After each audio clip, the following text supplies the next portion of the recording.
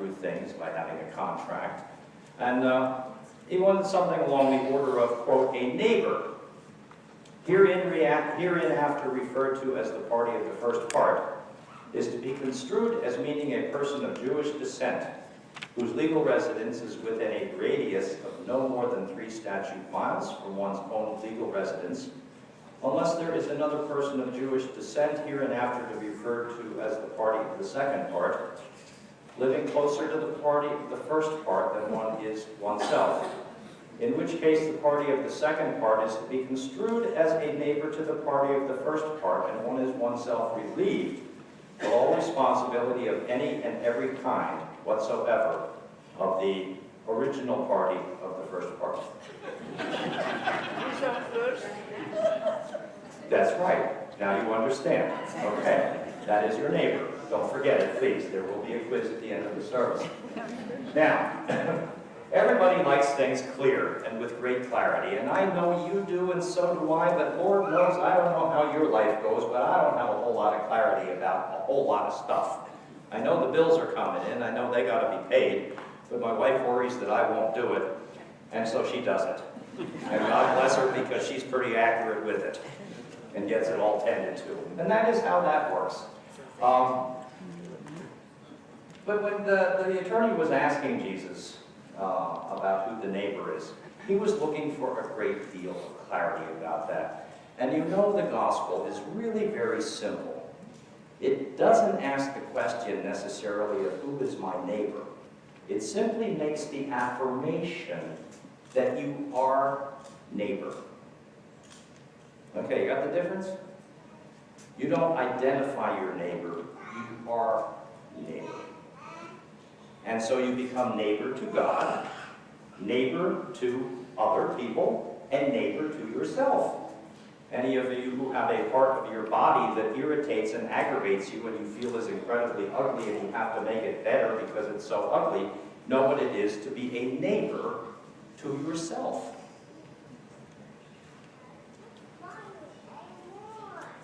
But the beauty of all of this, of course, Paul in Colossians talks about neighborliness as a way of being, and he talks about it this way. You're a neighbor because you bear fruit, you do good deeds, you persevere, you're patient, and you walk worthily in the Lord. And what Paul is really pointing out to the congregation in Colossae, as Jesus was also in his parable of the Good Samaritan, was that most of the times we are neighbor to other people is really in sort of the mundane, ordinary events and circumstances of life. I was walking by a playground the other day, earlier this week, and I saw a little guy, I don't know, 3-4 years old. He banged his head on the monkey bars. It was an older playground, and so his sister, maybe 9 or 10 years old, came running over to him and picked him up and rubbed his head and did stuff like that. Took him to a water fountain and put some water on his head. And she wasn't thinking at all about being a neighbor. She didn't ask that question. She had been educated by her family to be neighborly. And so that is what she was doing, being neighborly. And if she, of course, had not done that, I wouldn't have wanted to talk to her after her mother talked to her. But she was doing a good thing. But it was not spectacular. You know what I mean? It was just sort of that ordinary thing that can occur on any given day. But that is when Jesus told the parable of the Good Samaritan, one point he was trying to make was that every day is neighbor day, where you are neighbor. And you never know how that's going to crop up and how it's going to work out in the course of your daily living. You're just going to end up being neighborly to people in whatever fashion you're called upon to be and to do. Interesting, the use of the language that Jesus has in this parable.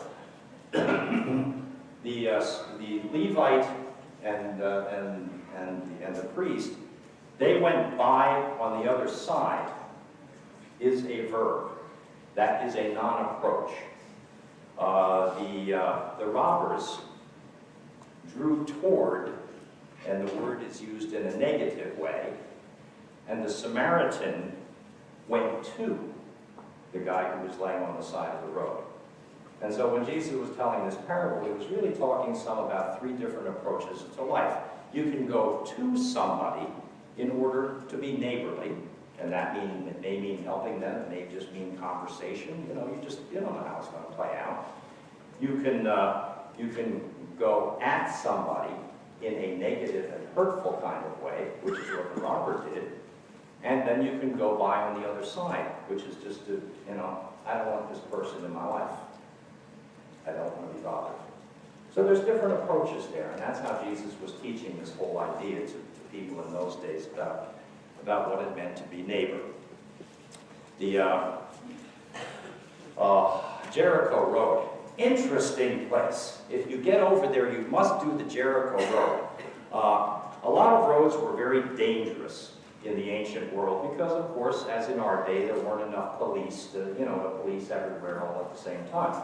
And the Jericho Road had nicknames. It was called the Robber's Way. It was called the Road of Death. And it had a couple of other nicknames because people really should not have walked on that road for that 17-mile stretch.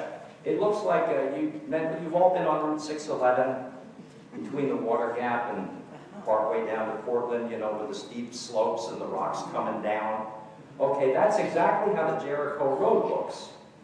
They built knee-high or waist-high walls to stop the rocks from coming into the roadways. And so when you were traveling on that road, it was about a width plus a width of our middle pew, just wide enough for carts to get by. And so if the robbers came down, they'd come down from caves in the mountain. They would come, beat the snoot out of you, rob you, do whatever they were going to do, and then head back up to their cave or get up to the top of the mountain and go. So it was a dangerous journey. And that's why Jesus, in his description of what it means to be neighbor, located it there. What's a neighbor look like? And that was the question, of course, that the lawyer was also asking, but wanted a more precision kind of answer. And Jesus just said, no, you are a neighbor. That was the key consideration there. Now, okay, this will be a quiz for you also. 4th century. The church, in most of its history, has read the Bible by means of allegory rather than direct information. That's not true today on the TV preachers, okay? It's not true in most of Christendom in the United States because we're much too busy to take the time to give intelligent thought to the gospel. We like our answers neat, clean, simple, in a self-help book, 7 points and you're better.